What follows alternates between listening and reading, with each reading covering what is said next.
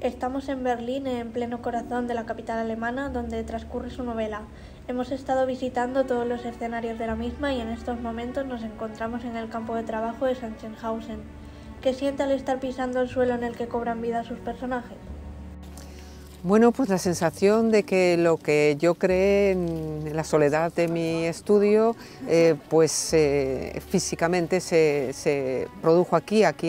Llegaron personas, seres humanos como yo, como cualquiera de los que están por aquí visitando esta forma de memoria, y sufrieron, tuvieron en muchos casos consecuencias trágicas porque murieron, fueron humillados, vilipendiados, obligados a trabajar prácticamente hasta la muerte y al final, en el año 43, convertido en un campo de exterminio. Entonces, bueno, es un poco la sensación de estar físicamente en el territorio donde mucha gente sufrió esa época.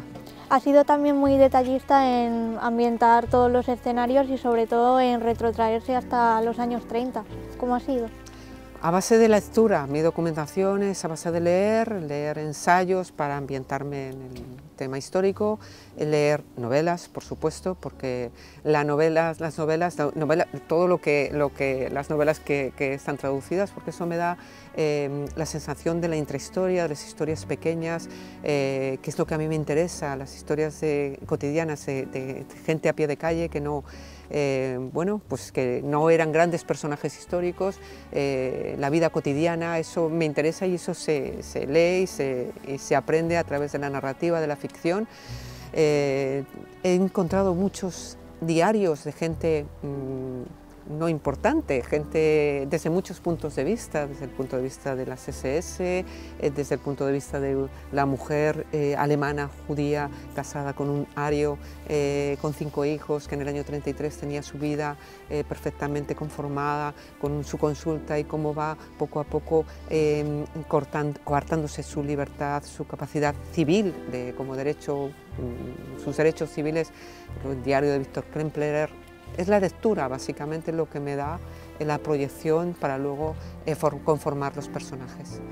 El ascenso de Hitler al poder y el nazismo es el telón de fondo de la novela, pero su principal activo son las historias cotidianas y el modo de vida de la época en Alemania.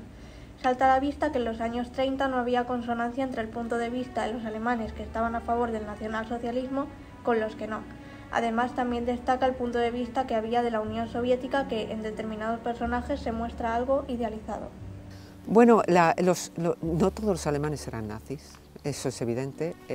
Algunos creyeron que era, en el año 33, creyeron que era la mejor solución para el problema que tenía Alemania, que arrastraba sobre todo desde el final de la Primera Guerra Mundial con el Tratado de Versalles, pero los totalitarismos, una de las características que tienen es que cuando atrapan el poder, instalan el sistema del miedo, el sistema del terror, el sistema de la delación, la denuncia, y eso a la disidencia la desarma, la divide, porque uno puede ser muy íntegro, puede tener valores, puede tener principios, incluso morir por ellos, pero cuando no te afectan a ti directamente, sino que pueden afectar a tus seres queridos, a tu madre, a tu marido, a tus hijos, entonces tienes que mirar para el otro lado, callar y no salirte del movimiento de masas que es este totalitarismo. Y el otro lado, el mundo soviético, es un mundo con una condescendencia.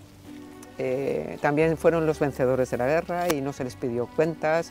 Ha sido un mundo muy opaco prácticamente hasta la caída del muro, ha vuelto otra vez a ser un mundo opaco, el mundo ruso, y bueno, pues es una forma de adentrarse y de entender las similitudes que al final estas dos ideologías, el estalinismo y el nazismo, condicionan la vida de gente normal,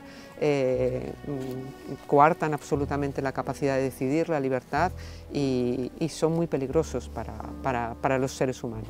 En relación con los totalitarismos, en la novela se habla mucho de la figura de Hitler y Stalin, pero ahora mismo en la situación actual está la guerra de Ucrania y Putin. ¿Cree que se puede repetir la historia? Yo espero que no, lo que pasa que, bueno, no sabemos por dónde nos puede salir este conflicto que ha creado Rusia con Putin a la cabeza. Putin tiene muchas connotaciones, muchos parecidos con Hitler y Stalin. Es un hombre que se ha criado en el seno del KGB. Es un hombre igual que los otros dos, tanto Hitler como Stalin, narcisista, frío, manipulador, vacío de empatía. Es una persona temible, que está obsesionado por controlar a los demás, que no tiene ningún problema en acabar con la disidencia con los métodos que sean: asesinato, envenenamiento, encarcelamiento, persecución, que no tiene remordimientos y sobre todo no tiene compasión por el sufrimiento del ser humano, que es lo que nos hace vulnerables ahora mismo en Occidente, ¿no? En Occidente nos interesa la vida del ser humano. Yo creo que a Putin le interesa muy poco la vida de los suyos y por supuesto del mundo occidental. La época histórica de España también se refleja en la novela. Sobre todo hay episodios poco conocidos, como que el gobierno de España de ese momento se ofreció a acoger a judíos sefardíes. Bueno, en el año 33, en el momento que llega al poder Hitler y empiezan las primeras leyes contra los judíos, los funcionarios judíos tienen que dejar sus puestos, empieza el acoso a los profesionales, a los médicos, a los abogados. Hay muchos judíos, comerciantes con dinero, que salen de Alemania porque prevén el problema. Y hubo algunos que se fueron a otros sitios y hubo bastantes que que volvieron a España. No tantos como pensaban, porque sí que es verdad que hubo una noticia de que en España daban terreno gratis a los judíos, que le daban todas las facilidades. Eso no fue verdad, pero sí que es verdad que se acogieron a una ley del 24, de la época de la dictadura de Primo de Rivera, en la que los sefardíes tenían la posibilidad de nacionalizarse en España. Entonces, bueno, pues sí que hubo un flujo en esos primeros años. Luego todo se volvió muy complicado, no solamente en España, sino en cualquier lugar del mundo. También el protagonista, Yuri Santa Cruz, encarna como los tres principales escenarios de la novela: Alemania, Rusia y España. ¿Se inspiró en alguien para crearlo? La figura de Yuri Santa Cruz es un poco... yo releí, para documentarme, releí el Dr. Zhivago, y Yuri Zhivago me fascinó como personaje por sus valores, por su integridad, por sus principios morales en unos momentos tan complicados como pues la Revolución Rusa, la guerra civil entre bolcheviques y mencheviques, y ese conflicto interno que tiene con el amor, ¿no?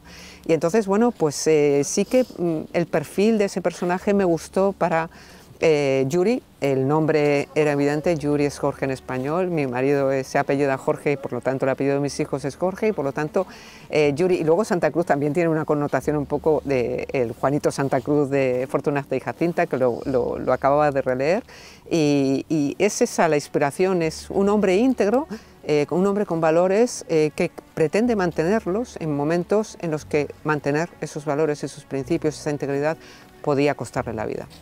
En la novela también se describe el poder de influencia que tuvo Mi lucha, el libro de Hitler, y la quema de libros que se produjo en Berlín y otras ciudades del país. Con la cuestión de los totalitarismos, ¿cómo se puede evitar que la literatura sea objeto de censura?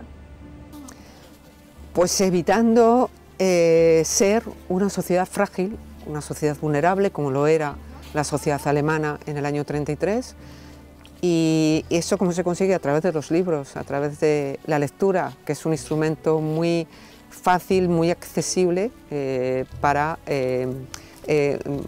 acceder o para entender el mundo en el que vivimos y para convertirnos en una sociedad libre, en una sociedad con criterio, una sociedad crítica, una sociedad difícilmente manipulable y que tenga la capacidad de plantarle cara a cualquier poder que nos quiera arrebatar el Estado de Derecho, que nos quiera arrebatar la libertad para elegir lectura, elegir lo que leer, o a los libreros elegir los libros que quieren vender, o a los escritores lo que escribir.